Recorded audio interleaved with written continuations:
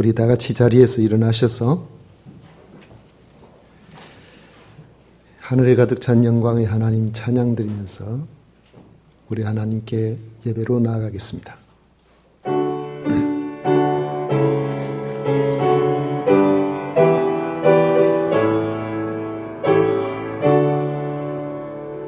하늘에 가득 찬 영광의 하나님, 온 땅에 충만한 존귀하신 하나님, 생명과 빛으로 지혜와 권능으로 언제나 우리를 지키시는 하나님, 성부와 성자와 성령 삼위의 하나님, 우리 예배를 받아주시옵소서.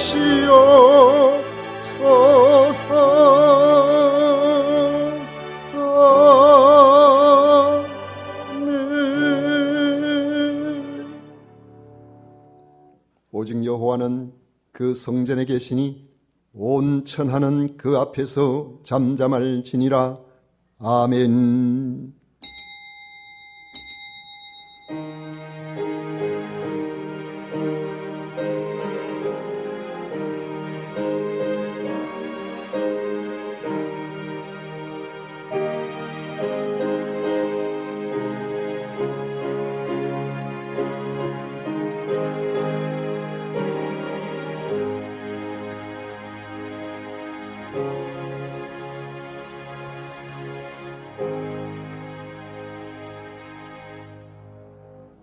성삼위 하나님을 찬양하고 경배합니다. 마음과 정성과 뜻을 모아 예배를 드리오니 저희들의 예배를 기쁘게 받아주시고 하늘의 창을 열어 주옵소서. 예수님 이름으로 기원하옵나이다. 아멘. 찬송가 10장 다 같이 부르겠습니다.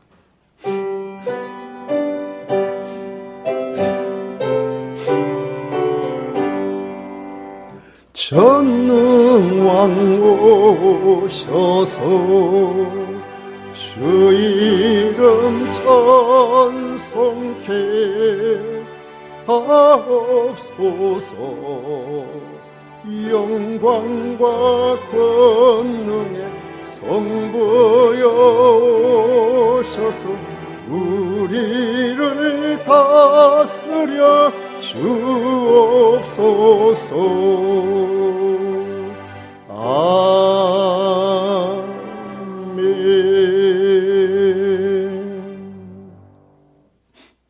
성시교독 교독문 10번 다 같이 교독하겠습니다. 찬송가 뒤에 있는 교독문입니다. 하나님이여 나를 지켜주소서. 내가 주께 피하나이다.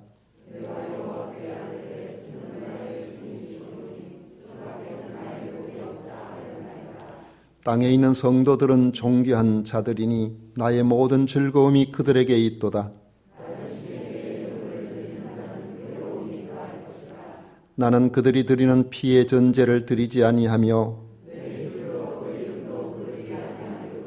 여호와는 나의 산업과 나의 잔의 소득이시니 나의 분깃을 지키시나이다.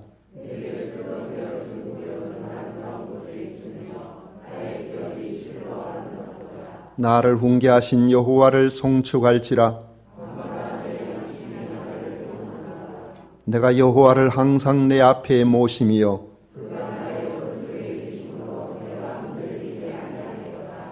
아멘. 다 같이 신앙 고백 드리겠습니다.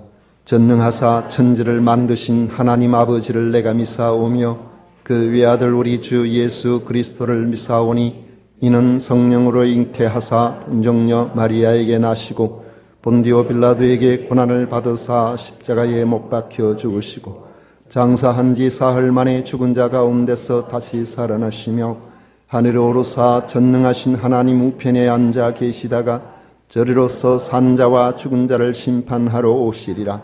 성령을 믿사오며 거룩한 공회와 성도가 서로 교통하는 것과 죄를 사하여 주시는 것과 몸이 다시 사는 것과 영원히 사는 것을 믿사옵나이다. 아멘. 다 같이 자리에 앉으셔서 찬송가 521장 함께 부르겠습니다.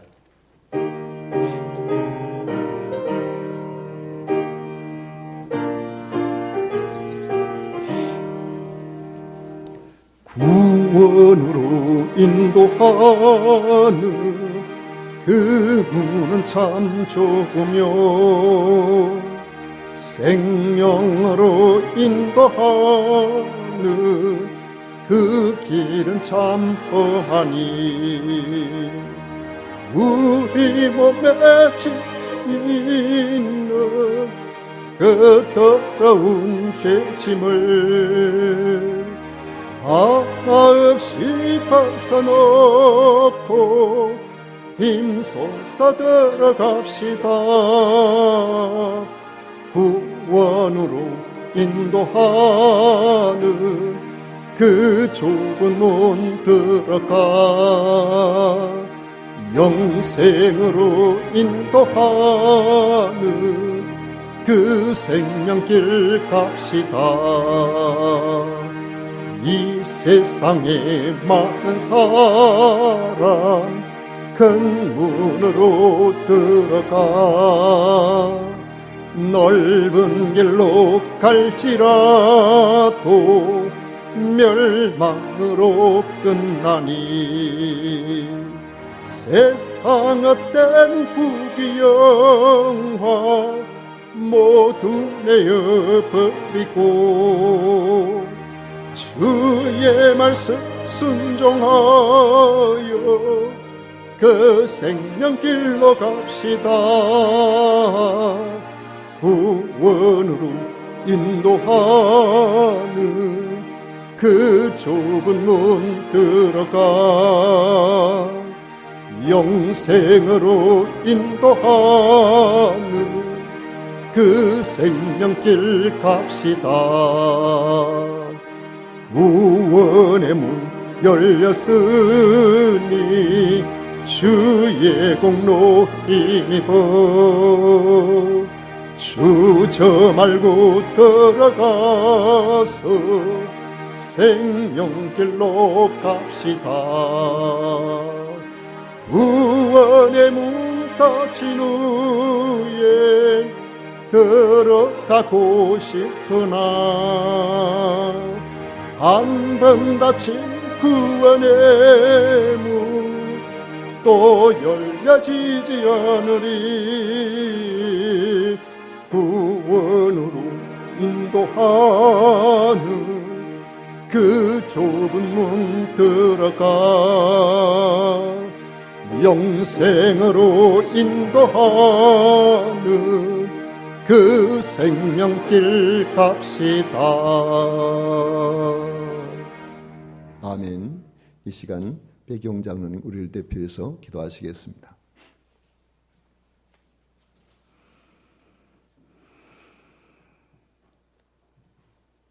사랑과 은혜가 풍성하신 하나님 아버지, 봄의 햇살이 온 땅에 가득한 3월을 맞게 해주신 하나님께 영광과 감사를 올려드립니다.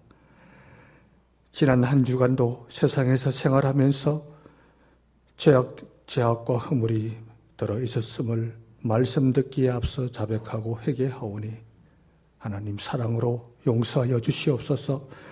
사랑은 허다한 죄와 허물을 덮으며 사랑은 오래 참으시는 하나님의 성품이기에 사랑의 완성 독생자 예수의 공로를 의지하는 같은 자녀로서 간구하옵나니 하나님 사랑으로 받아주시옵소서.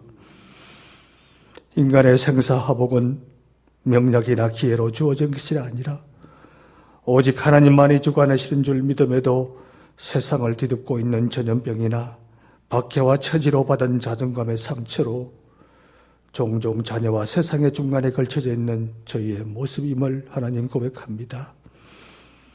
그러면서 삶의 무게와 삶의 무게로 인하여 내 주 예수 그리스도를 아는 것을 최고의 은혜로 생각하지 못하는 또한 불쌍한 인간임을 하나님 고백합니다. 이러한 순간 나의 나된 모습은 하나님의 은혜로 된 것이니 내가 한 것이 아니요 오직 하나님의 은혜로다. 바울의 고백에서 많은 도전과 위로를 받습니다. 저희도 바울같이 고백하는 감동 갖기를 간절히 원하옵니다. 간구하옵나니 늘 선한 싸움으로 그 속에서 인내하고 연단할 때 나의 생사화복은 오직 하나님의 은혜였노라 고백하는 이 삶이 되도록 하나님 이끌어 주시옵소서. 국가의 흥망성쇠 역사를 주관하시는 하나님 아버지, 백성으로부터 권력을 받은 대통령을 비롯한 많은 위정자들에게 세상을 내려다보며 교만하여 고통의 7년을 겪고 하늘을 우러러볼 때 회복된 느부갓네살 왕의 겸손을 늘 경계하도록 하나님 기억시켜 주시옵소서. 하나님은 교만하게 행하는 자를 능히 낮추시며 하나님은 인간의 행동을 달아보시며 마음이 겸손하면 영예를 주시고 은혜를 베푸시는 주관자임을 알 때 대한민국의 가치가 더 높아짐을 또한 확신하고 믿습니다. 그 속에서 신앙의 자유가 있고 이단과 남색, 여색을 멀리하는 선정을 베풀어서 그 심령을 역사하시어 여호사밧 왕과 같이 백성에게 칭송받는 위정자들로 삼아 주시옵소서.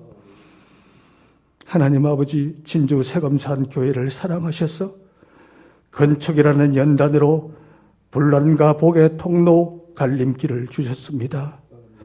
지금까지 기도와 지혜가 모여서 5달란트 받은 종과 같이 작은 일에 충성하고 있으니 끝까지 지켜주셔서 복의 통로로 이끌어 주시옵소서. 주의 사자와 동력하고 협력하는 선한 마음으로 헌당까지 지켜주시옵소서. 이 연단의 과정을 보시고 분명 하나님은 더 큰 복과 도전으로 세검산 교회에게 주실 줄 믿습니다. 기도 중 마음속 이런 생각이 드는 것이 좋으신 하나님의 섭리로 봤습니다. 물질의 자립 속에 더 큰 도전과 기회를 주셔서 우리의 손길이 필요한 선교사 미자립교회 여러 기관들에게 더 많이 베푸는 교회의 복을 허락하여 주시옵소서. 특별히 간구하옵는 것은 금년 2021년에는 신앙을 바로 세우고 부흥하는 계기가 될 수 있도록 나의 죄, 세상 죄를 지셨던 예수님의 살과 피의 고통을 기념할 수 있도록 성찬 예식을 꼭 허락하여 주시옵소서. 이것은 사람이 어찌할 수 없는 전염병과 온 성도의 간절한 마음과 또 준비하는 지혜가 있어야 가능하오니 이 땅의 황무함을 떨쳐낼 수 있도록 하나님 예비하여 주시오고 우리에게 지혜를 더 많이 주시옵소서. 하나님의 말씀을 듣습니다. 주의 사자를 세워주셨으니 사람의 모습을 감추셔서 대원하는 말씀 속에 권능이 있어 아멘으로 화답하는 은혜의 시간, 감동의 시간으로 주장하여 주시옵소서. 우리 주 예수 그리스도의 이름으로 간절히 기도드리옵나이다. 아멘.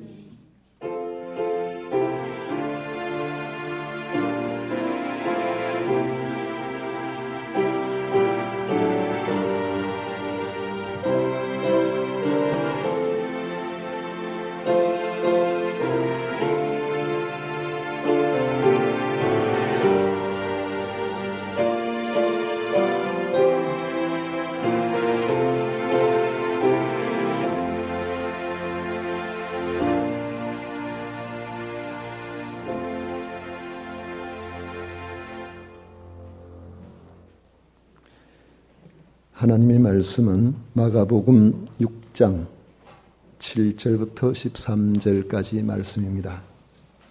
마가복음 6장 7절부터 13절까지 말씀 교독하겠습니다. 짧으니까 우리 천천히 같이 읽도록 하겠습니다. 7절부터 다 같이 읽습니다.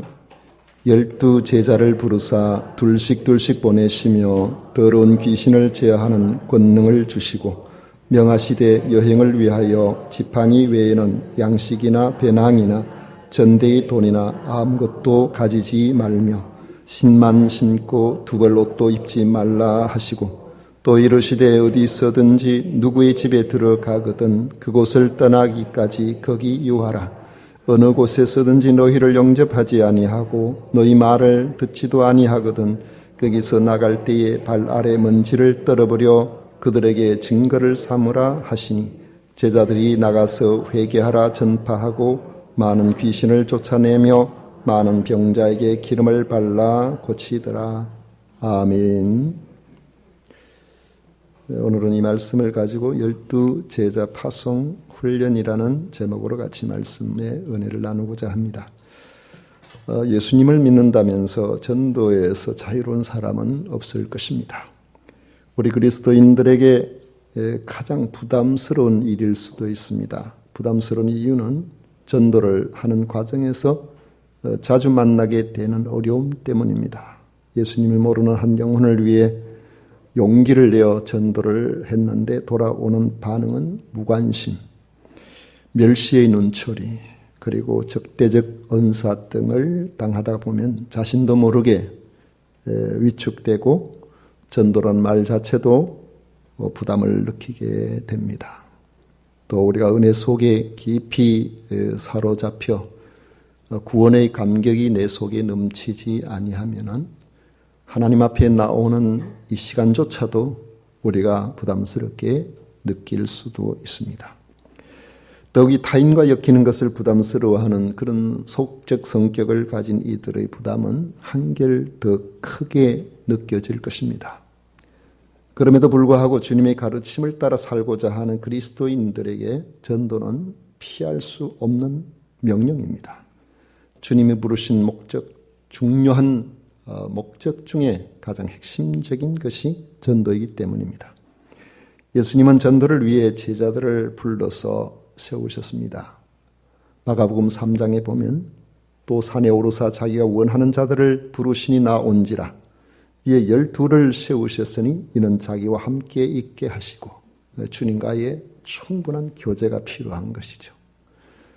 또 보내사 전도도 하며 귀신을 내쫓는 권능도 가지게 하려 하심이라 했습니다. 주님이 전도를 위해 부르셨다면 아무리 부담스러워도 피할 수가 없는 것입니다. 그렇다면 우리가 어떻게 해야 될까요?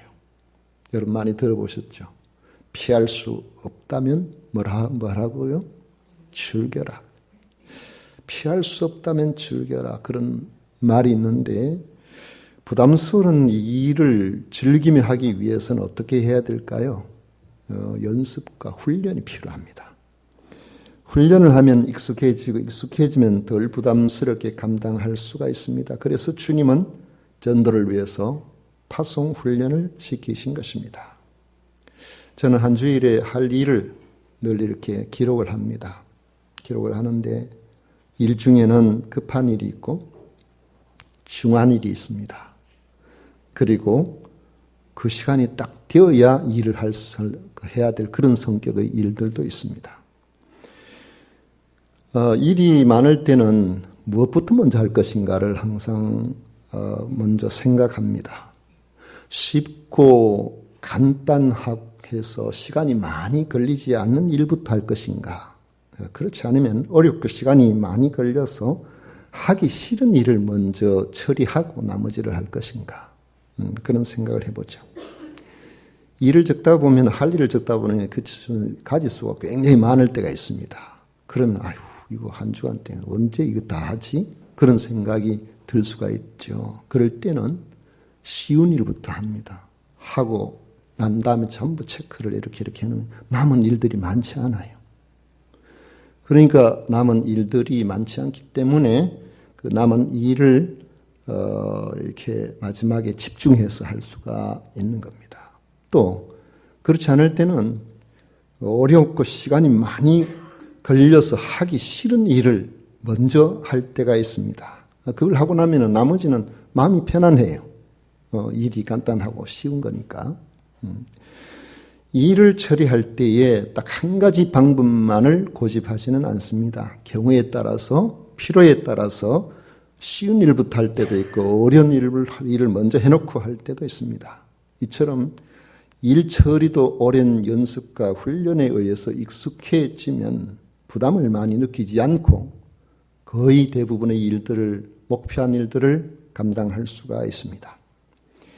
누가복음 10장 1절에 보면 주님은 12명의 제자만이 아니라 70인의 제자들을 세우실 때도 그렇습니다. 각 지역과 동네에 전도 파송을 하셨음을 볼 수 있습니다. 당시 사역을 마치고 돌아온 그들은 기쁨으로 보고합니다. 누가복음 10장 17절에 보면 70인이 기뻐하며 돌아와 이르되 주여 주의 이름이면 귀신들도 우리에게 항복하더이다. 훈련을 잘 감당하면 부담은 적어지고 사역의 효율은 높아져서 기쁨으로 감당할 수가 있게 되어지는 것입니다. 주님께서 전도를 위해서 파송 훈련을 지키셨는데 그 매뉴얼을 우리가 보면 참 유익합니다. 첫째로는 조직입니다. 12제자를 파송하실 때에 둘씩 짝을 지어서 보냈습니다. 70인을 파송할 때도 35팀을 보냈어요. 둘씩 그렇게 짝을 지어서 보냈습니다. 왜 둘씩 보내셨을까요? 혼자 가는 것보다는 둘은 서로 격려하고 위로하고 도울 수 있어서 든든합니다. 밤길을 혼자 가면은 온갖 잡생각이 들고 무서울 수가 있지만은 아무 도움이 되지 않은 어린아이도 손잡고 가면은 밤길에 조금 마음이 좀 나아요. 또 같은 믿음을 가진 복음의 증인으로 전하는 그 메시지가 때로는 흐릿할 수가 있는데 옆에 있으면 옆에서 바로 잡아줍니다. 분명하게 전할 수 있도록 되는 것입니다. 그래서 다시 제자리로 돌아와서 그들이 증인이라는 사실을 두 사람이 같이 보여주고 있는 겁니다. 두 번째로는 메시지가 분명했습니다. 천국에 대한 메시지입니다. 마태복음 10장 7절에 보면 가면서 전파하여 말하되 천국이 가까이 왔다. 그걸 전하라고 그랬어요. 오늘 말씀 12절에 보면 제자들이 나가서 회개하라 이렇게 전파했다고 그렇게 말씀하고 있습니다. 이 두 가지는 한 세트입니다. 예수님께서 마태복음 4장 17절에 보면 이때부터 예수께서 비로소 전파하여 이르되 회개하라 천국이 가까이 왔느니라 그렇게 말씀하고 있습니다. 전 제가 설교하고 그 영상 거의 잘 안 봅니다. 내가 어떻게 설교했는지 설교하고 잘 안 보는데 지난번에 보니까 제가 보니까 오른손만 자꾸 움직이더라고요. 오늘은 왼손도 좀 움직일까 그런 생각을 해봅니다.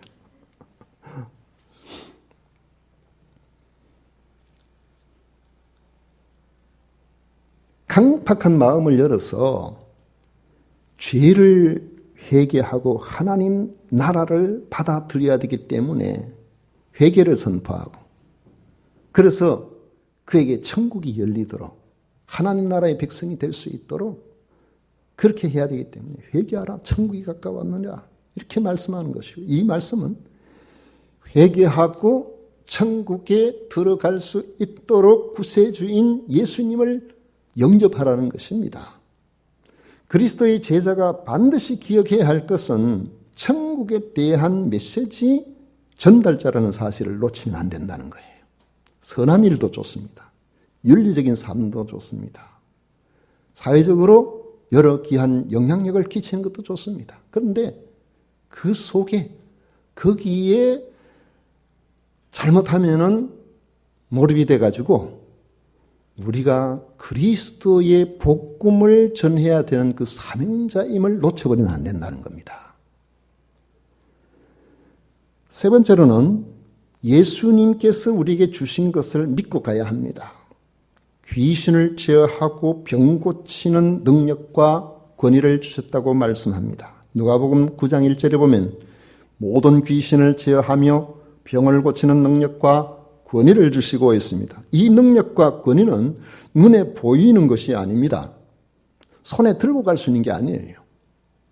주님께서 우리에게 허락하신 그 말씀을 믿고 현장에 가서 주의 복음을 전파할 때에 하나님께서 우리를 통해서 나타나게 해주시는 것입니다. 12절 13절에 보면 제자들이 나가서 회개하라 전파하고 많은 귀신을 쫓아내며 많은 병자에게 기름을 발라 고치더라 했습니다. 마가복음 16장 20절에 보면 제자들이 나가 두루 전파할새 주께서 함께 역사하사 그 따르는 표적으로 말씀을 확실히 증언하시니라 했습니다. 저는 은사를 가진 사람에 대한 호감보다는 주님과 정말로 얼마나 친밀한가, 그 말씀에 얼마나 순종하는가, 그런 삶을 사는 사람을 더 귀하게 여깁니다. 하나님께서 주신 은사는 도구이기 때문에 그 품성이 하나님 앞에 바로 되어 있지 않으면 자기를 드러내는 그런 교만으로 갈 가능성이 대단히 높고, 교만은 패망의 선봉이기 때문에 그 은사는 한순간에 거두어 갈 수가 있습니다. 그러나 하나님과 우리 사이의 관계의 친밀한 교제는 언제든지 마치 어린아이같이 우리에게 아무것도 없는 것처럼 보여도 뒤에 부모가 항상 따라오면서 그 아이의 필요한 것들을 언제든지 공급해 주시는 것처럼 하나님이 우리와 함께 하심을 믿고 그 교제 안에 있는 사람들에게는 엄청난 권세가 있는 것입니다. 그래서 주님께서 이 제자들을 보내실 때, 주님께서 함께 하실 때 보면, 제가 제일 처음에 먼저 읽었습니다마는 마가복음 3장 14절의 말씀에 보면 이에 12를 세우셨으니 이는 자기와 함께 있게 하시고 그랬어요. 여러분, 주님이 나와 함께 하시는 임마누엘을 항상 느낄 수 있으면요, 그 사람은 보통 사람이 아닙니다. 주님과 함께 하는 사람이에요. 이런 사람은 그가 무엇을 가졌든 무엇을 어떤 지위에 있든 그거와 상관없이 하나님께서 직접 함께 하시는 이런 능력의 사람으로 살아갈 수가 있는 겁니다. 주님께서 주신 것이 바로 그들과 함께 하시는 그런 사람들에게 귀신을 제어하고 병 고치는 능력과 권위라고 말씀을 했습니다. 네 번째로는 생활이 소박해야 합니다. 8절과 9절에 보면 명하시되 여행을 위하여 지팡이 외에는 양식이나 배낭이나 전대의 돈이나 아무것도 가지지 말며 신만 신고 두벌 옷도 입지 말라, 그렇게 말씀하셨는데요. 마태복음과 누가복음에 보면은 지팡이도 가지지 말라 그랬어요. 왜 이 말씀이 다른가 이렇게 생각하기 쉽지만은 두벌 옷도 입지 말라고 한 말씀에서 볼 때에 원래 가지고 있는 지팡이 이외에 지팡이가 부러지면 또 다른 지팡이 하나 필요할까 싶어서 여분의 지팡이를 가지지 말라, 그렇게 이해하면은 그 말씀에 서로 차이가 없다는 것을 알 수 있습니다. 여행하는 사람에게 지팡이는 필수니까요. 주님을 따르는 제자라고 해서 가난하게 살라는 말씀은 아닙니다. 재물을 축적하고자 하는 욕심이 제자의 삶을 잘 살아가지 못하게 할까 싶어서 그러신 것이죠. 또 사람은 눈에 보이지 않는 주님의 권세에 대한 믿음보다 눈에 보이는 재물을 더 의지하게 만듭니다. 이렇게 되면 복음을 전하는 일로 어려움을 당하게 될 때에 주님을 의지하며 헤쳐나가기보다는 쉽게 낙심해버리고 눈에 보이는 것이 없으면 힘이 없어져 버리는 그런 사람이 될 수 있습니다. 주님의 제자는 단순 소박한 생활이 필요합니다.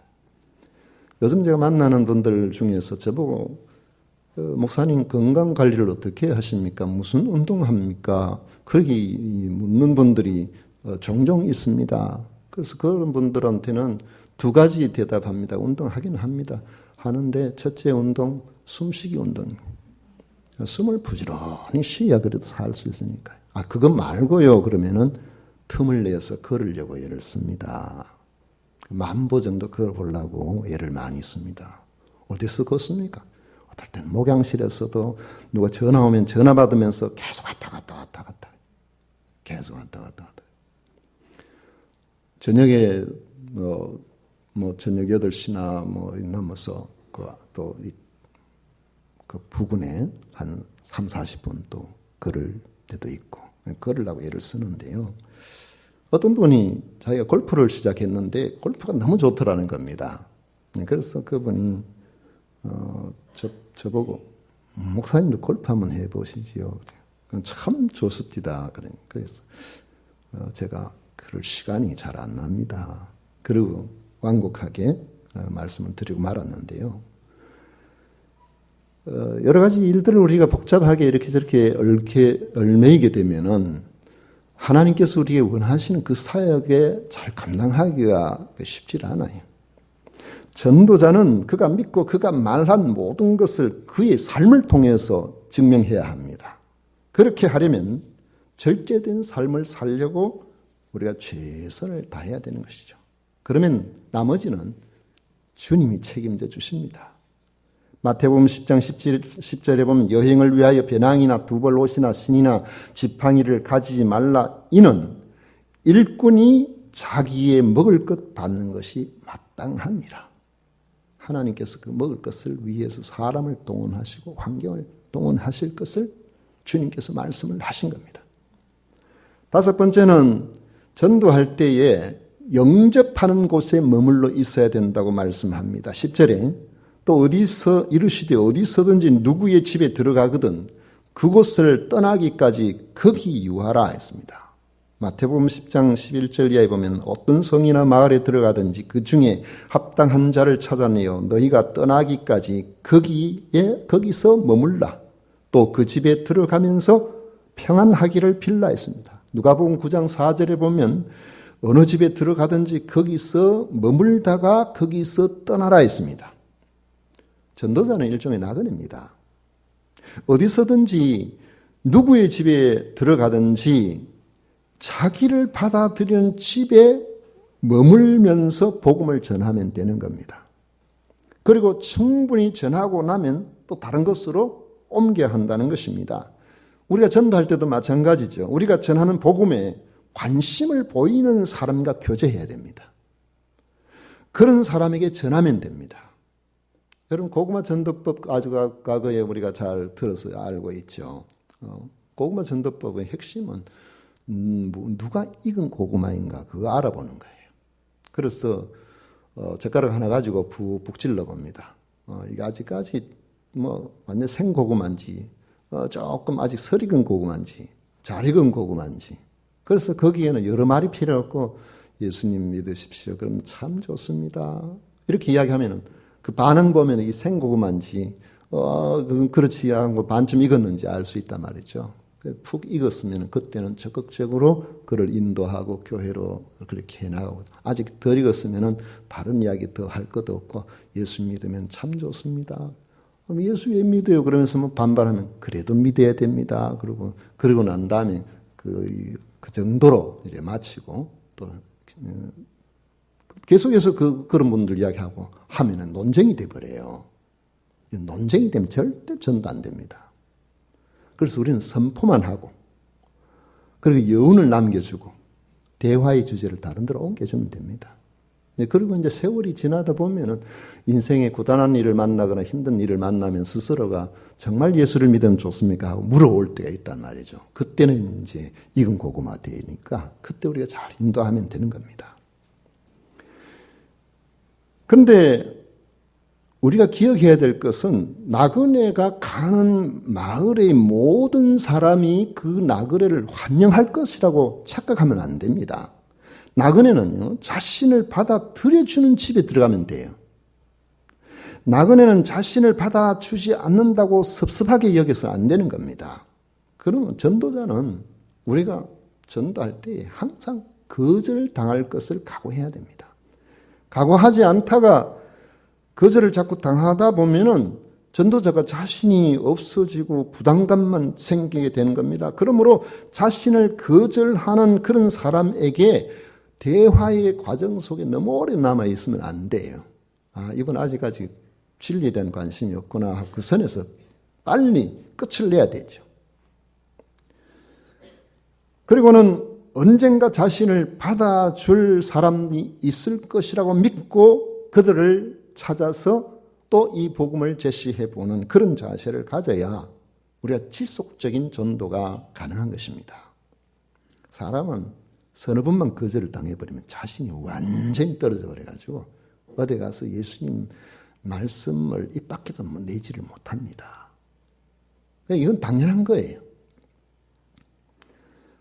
여섯 번째로는 전도자는 자신이 복음의 선포자임과 동시에 사람들에게 믿지 않는 이들에게 심판의 선포자라는 사실을 기억해야 됩니다. 아주 무서운 이야기예요. 15절 16절에 보면 또 이르시되 너희는 16장 15절 16절에 보면은 또 이르시되 너희는 온 천하에 다니며 만민에게 복음을 전파하라. 믿고 세례를 받는 사람은 구원을 얻을 것이요 믿지 않는 사람은 정죄를 받으리라 했습니다. 복음 전파는 아주 극단적인 양면선을 가지고 있습니다. 믿으면 구원을 받지만 믿지 않으면 정죄를 당하는 거예요. 한 집에 같이 사이좋게 아무리 지낸다고 할지라도 하나님의 말씀은 분명합니다.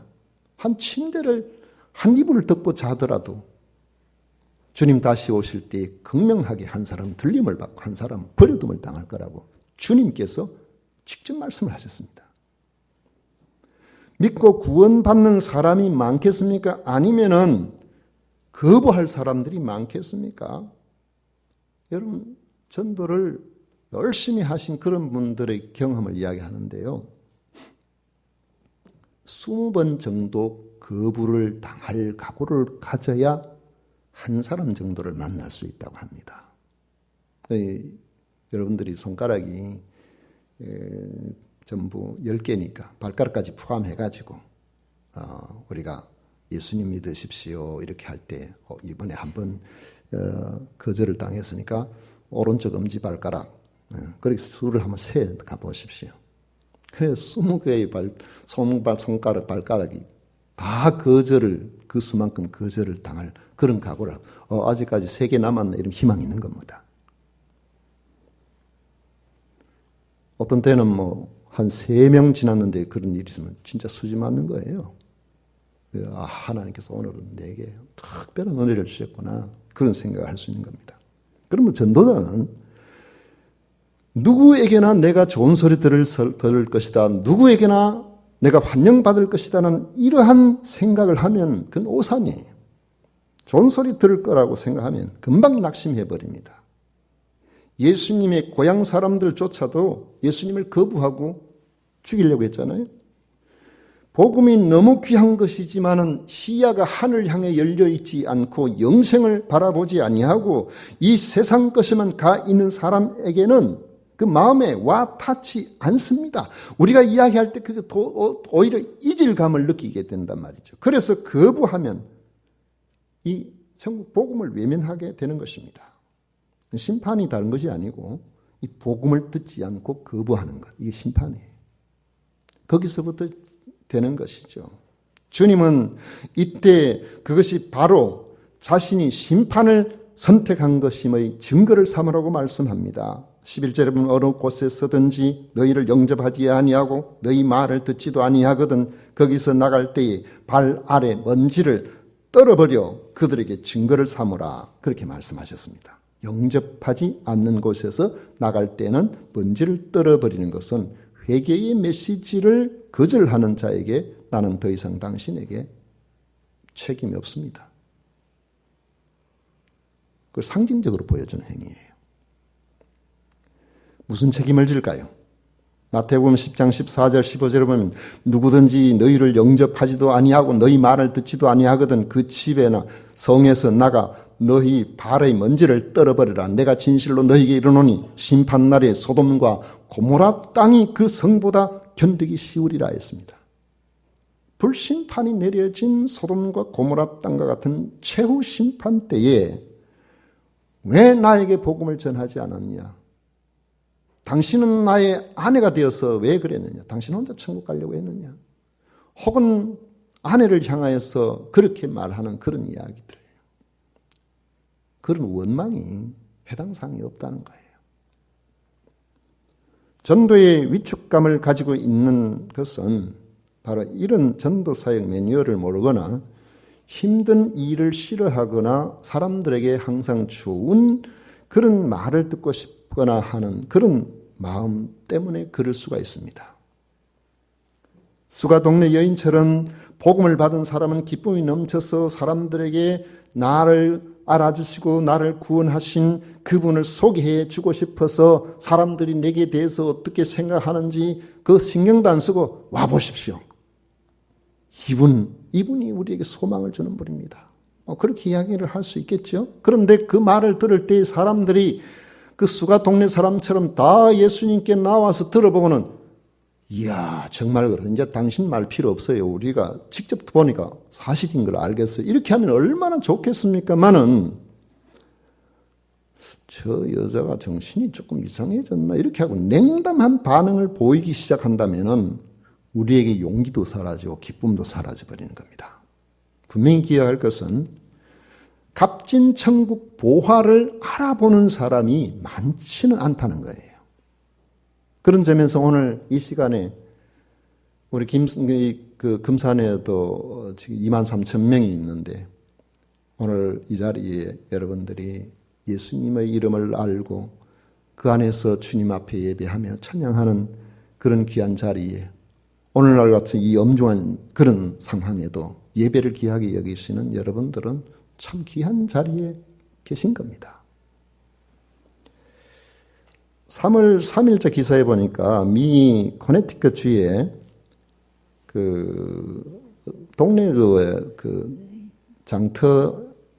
우리 금산 시장 같이와 그런 그 시장 있죠. 집에서 자기한테 필요하지 않은 물건들을 자기 집 앞에 그냥 내놓고 그 필요한 사람한테 파는 그런 그게 있는데 그곳에서 35달러를 주고 작은 도자기를 하나 구입한 사람이 있는데 35달러 그러니까 약 한 4만 원 정도 된다 그래요. 도자기 하나 4만 원 같으면은 그냥 중고로 내놓은 거 4만 원 같으면은 비싸지 않나요? 저는 막 그냥 내놓는데 쓰레기 하는데 보면 필요 없으면 그냥 내놔. 그것도 그냥 내놓으면은 내놔야 되나 이거 뭘 부채가 내놔야 되나 헷갈리는데 4만 원 주고 구입을 했었어요. 그런데 알고 보니까 이 그릇이 15세기 1400년대에 중국 명나라 때 만들어진 희귀 도자기라는 거예요. 그래서 이 그릇이 17일 날 2월 17일 날인가요? 기사에 보니까 아마 3월 17일인가 아마 그런가 본데 소더비 그 뉴욕에서 경매에 나올 예정이라 그러는데요. 30만 달러에서 50만 달러에 낙찰되지 않겠느냐 이렇게 예상하고 있습니다. 경매하는 측에서 그렇게 예상하는 거예요. 3억 6천에서 5억 6천 사이에 낙찰이 되지 않겠느냐 그랬습니다. 이 코발트색, 블루색 꽃무늬가 그려진 이 흰색 그릇이 인터넷에 나오는데 너무 저는 그릇 보고 그렇게 예쁜 그릇 처음 봤어요. 그릇을 보고 이렇게 좋다, 예쁘다는 표현은 좀 이상하지만은 이렇게 좋은 그릇이 있나는 그런 생각이 처음 들어서 그걸 캡처해가지고 컴퓨터의 바탕화면에 지금 깔아놓을까 그런 생각을 지금 하고 있습니다. 지름이 한 15cm 정도 되는데 그걸 누가 발견했냐? 골동품 애호가가 발견한 겁니다. 뉴헤이븐이라는 사람이 쑥 보다가 딱 눈에 들어온 거예요.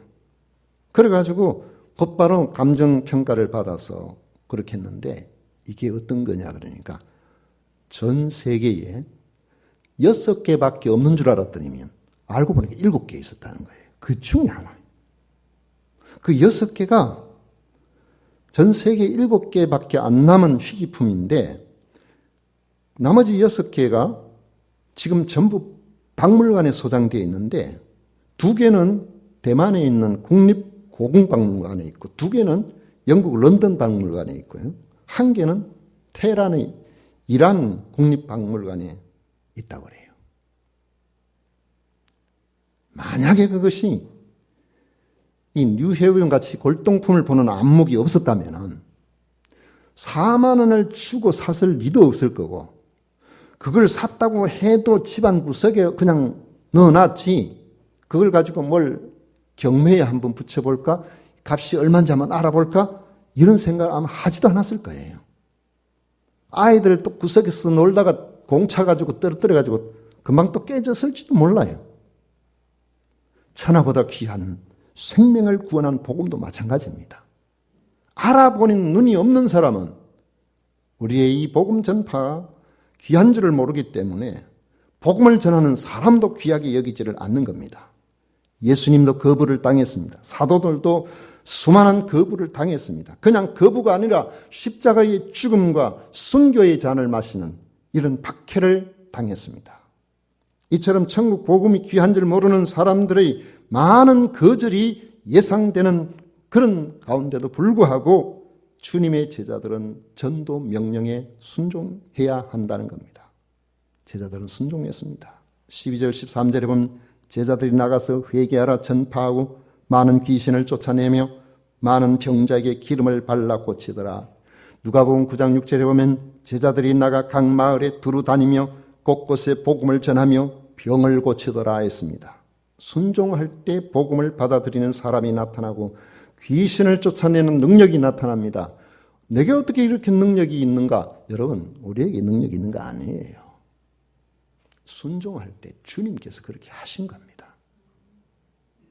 그래서 저는 기도할 때 하나님 이런 은사 주세요 기도 잘 안 해요. 왜냐하면 은사는 하나의 도구가 되고 내게 와버린 거거든요. 그럼 이건 잘못하면 내 것인 줄 알고 착각하고 이것 때문에 내가 시험에 들 수가 있습니다.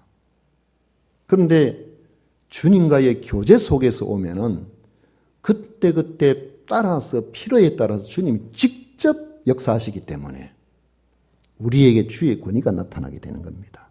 주의 권세 속에서 살아가는 그런 사람으로 살아갈 수가 있는 겁니다. 순종할 때에 놀라운 일들이 일어나죠. 제자들이 나가 각 마을에 두루 다니며 곳곳에 복음을 전하며 병을 고치더라 했습니다. 순종해보면 복음을 받아들이는 사람도 나타나고 귀신을 쫓아내며 고치는 능력도 나타나는 것입니다.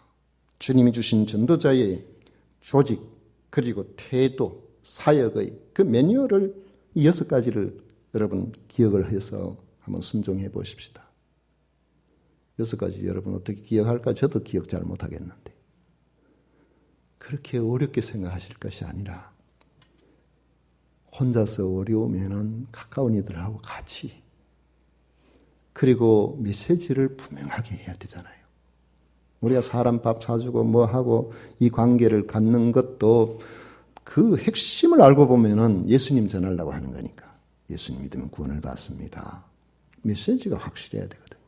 그리고 우리가 만나는 사람들에게 이렇게 전해볼 때 거절하는 것, 당연히 거절을 당할 게 거절을 당했다 이렇게 생각하세요. 그래야 우리가 낙심하지 않죠. 예수님도 거절을 당했는데 우리 좀 거절 당한다고 모욕 좀 당한다고 그건 너무 신경 쓸 필요 있겠나요? 그냥 그러려니 하고 하다 보면 그중에 혹 관심을 갖는 사람이 있습니다. 때로는 정말 귀한 일 하십니다. 저도 예수님을 믿는데요. 이런 말 하면은 얼마나 우리 속에 기쁨이 넘치겠습니까? 그리고 어떤 분들 그분들 중에는 저도 예수님을 믿기는 믿는데 지금 교회를 좀 쉬고 있습니다. 그렇습니까? 우리 교회 참 좋은 교회입니다. 한번 나오시죠. 우리가 좀 쉽게 생각을 하면 돼요. 이때에 우리도 모르는 사이에 나한테 이런 은사가 있나? 하나님이 이런 은사를 주셨나? 그런 생각이 들 정도로 귀하게 쓰임받는 우리 성도들이 되는 것입니다.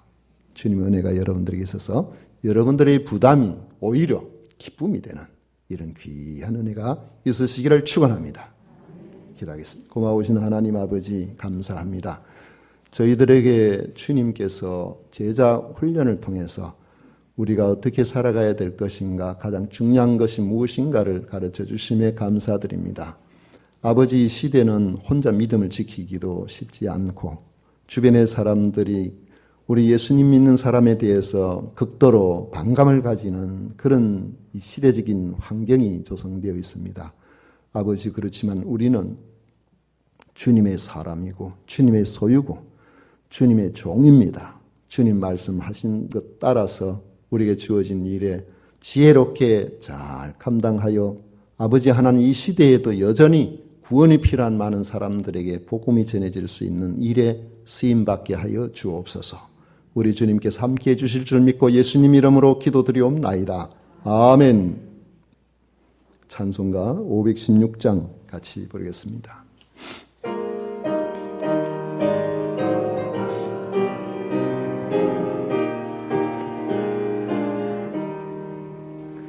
옳은 길 따르라 그의 길 만민의 참된 길 이 길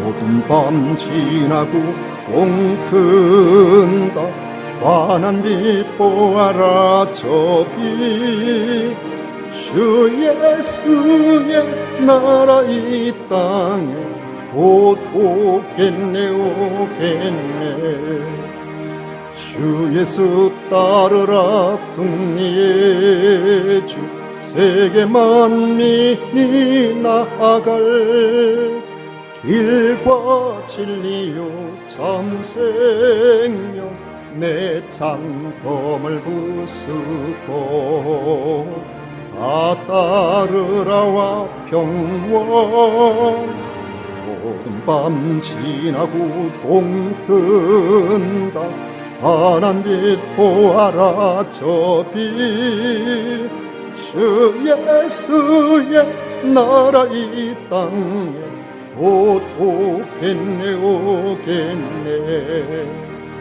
놀라운 이 소식 알리어라 세계 만민을 구하려 내 주 예수를 보내신 참 사랑의 하나님 만 백성이 따를 길 모든 밤 지나고 동튼다 환한 빛 보아라 저 빛 주 예수의 나라 이 땅에 곧 오겠네 오겠네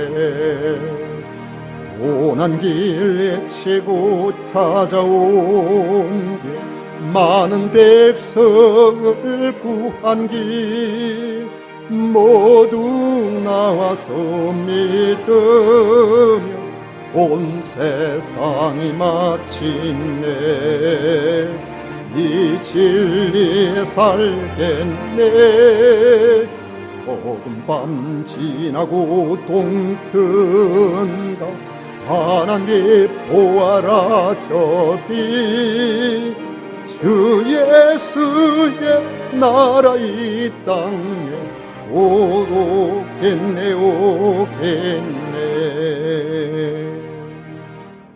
아멘.